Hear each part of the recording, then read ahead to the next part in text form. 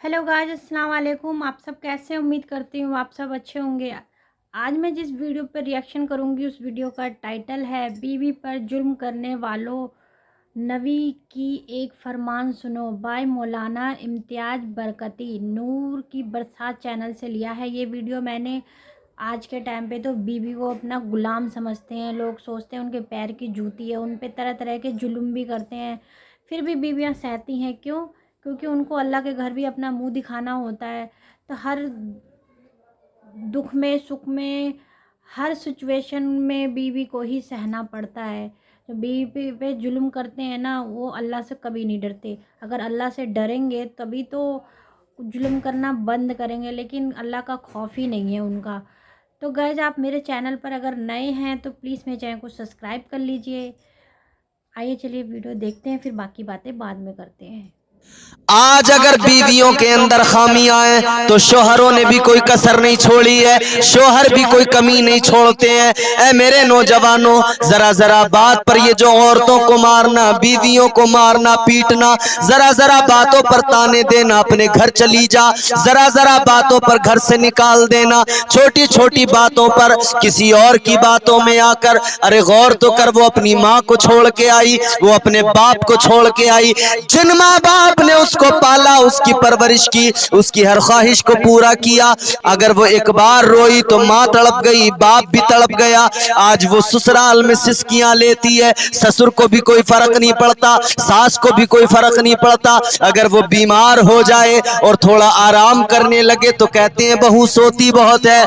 ऐ मेरे अजीजों, आज क्या हो गया? जो औरतों पर पहले जुल्म हुआ करते थे दौरे जिहालत में, कहीं ऐसा तो नहीं हम उसी रविश पे कायम होने लगे, उसी रविश पे हम चल पड़े हैं? अल्लाह अल्लाह, मेरे आका ने औरतों को इज्जत दी है, मकाम दिया है, और तुम किस बात का गर्रा दिखाते हो, किस बात के तुम नखरे दिखाते हो? अरे जिस बिस्तर पे वो सोती है वो उसके बाप ने उसको दिया है, और याद रखो जो कपड़े वो जिस्म पे पहन रही है वो उसके बाप ने उसको दिए हैं, जिन बर्तनों में खा रही है वो उसके माँ बाप ने उसको दिए हैं।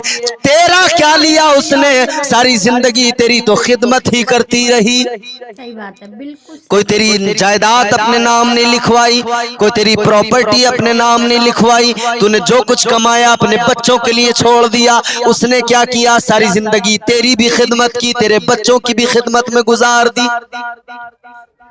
तू उस औरत पे जुल्म कर रहा है जो तेरे साथ में सुख दुख की साथी है, तेरे सर में दर्द हो दबाती वो बैठकर है, तू थका हारा है, तेरे पैरों से जूते उतारती है, तेरे पैरों को धोती है, तेरे पैरों को दबाती है, तू थका हुआ हो तो सबसे ज्यादा तेरी फिक्र तेरी बीवी किया करती है। अल्लाह अल्लाह, तू अगर रात में बीमार हो सारी रात नहीं सोएगी, तेरी खिदमत में लगी रहेगी, तीमारदारी में लगी रहेगी। अल्लाह अकबर, वो जो अपने घर पे बड़े नखरे दिखाया करती थी, जिसके माँ बाप ने बड़े नाजो नाम से पाला, आज वो सारे नखरे भूल गई, वो तेरे नखरे देखने लगी। तू फिर भी उसकी कदर नहीं करता, तू फिर भी उसकी इज्जत नहीं करता, तू फिर भी उसे पैर की जूती समझता है। याद रख ले, औरत पैर की जूती नहीं है, औरत तो वो एक खूबसूरत फूल है जिसकी खुशबू से लुत्फ अंदोज हुआ जाता है। औरत को दिल में रखा जाए, औरत को दिल में जगह दी जाए, न पैर की जूती समझा जाए, न सर का ताज बनाया जाए। वो जो खाती है उन बर्तनों में जो अपने माँ बाप के घर से लाई है, उस बिस्तर पे सोती है जो अपने माँ बाप के घर से लाई है, और तू जिस मोटरसाइकिल पे घूमता है वो अपने बाप के घर से लाई है, तू जिस कार में घूम रहा है, ऐश कर रहा है, वो अपने बाप के घर से लाई है, उसके बाप ने उसको दिया है। फिर भी तू उस पर जुल्म कर रहा है, फिर भी तो उसको मार रहा है, पीट रहा है, घर से निकालने की धमकियां दे रहा है, ढंग से बात नहीं करता, कभी रंग को लेकर, कभी उसकी चलने फिरने के अंदाज को लेकर, कभी उसके खाने पीने के अंदाज को लेकर, कभी बैठने उठने के अंदाज को लेकर, कभी शबाहत को लेकर, तरह तरह से तू ताने देने लगता है, फब्तियां कसने लगता है। जरा सी तो नबी पाक सल्लल्लाहु अलैहि वसल्लम की तालीमात को अपनी जिंदगी में शामिल किया होता, जरा सा तो नबी की तालीमात पर अमल किया होता। आओ मुस्तफा करीम सल्लल्लाहु ताला अलैहि वसल्लम की जिंदगी देखो, मेरे आका ने कैसी प्यारी जिंदगी उम्मत के लिए तोहफे के तौर पे छोड़ी है। एक तरफ थ्योरी है, एक तरफ प्रैक्टिकल है। दोनों चीजें उम्मत को मेरे हुजूर ने दी। एक तरफ मेरे हुजूर ने इरशाद फरमाया कि अगर बीवी उम्र में ज्यादा हो तो ऐसे जिंदगी गुजारो जैसे मैंने खदीजतुल कुबरा के साथ गुजारी। अगर तुम्हारी बीवी उम्र में तुमसे छोटी है तो ऐसे रहो जैसे मैं आयशा के साथ रहा। अल्लाह अकबर कबीरा। मेरे हुजूर एक रोज घर में आराम फरमा रहे हैं कि दरवाजे पे दस्तक हुई, बाहर से औरत की आवाज आई, एक खातून की आवाज आई।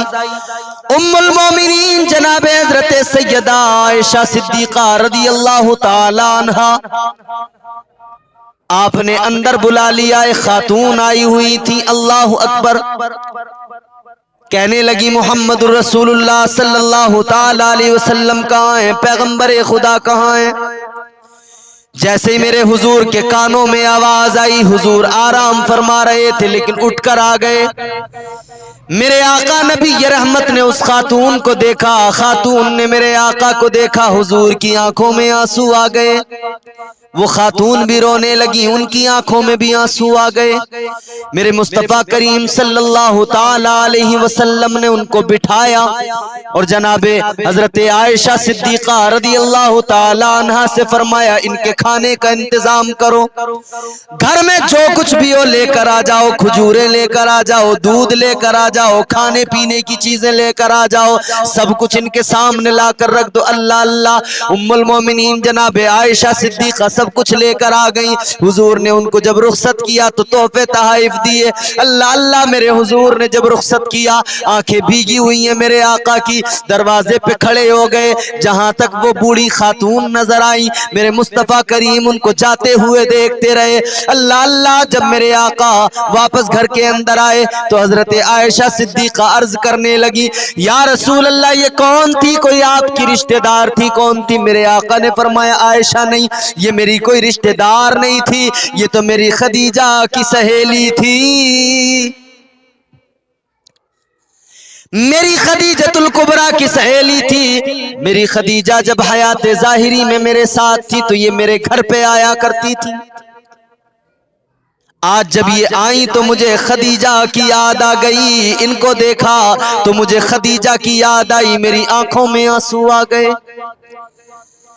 या रसूल अल्लाह सल्लल्लाहु ताला अलैहि वसल्लम, ए प्यारे आका, जनाबे हजरत खदीजतुल कुबरा की याद आपको आई। हुजूर ये आती थी तो इनके साथ में जनाबे हजरत खदीजतुल कुबरा का सुलूक कैसा था?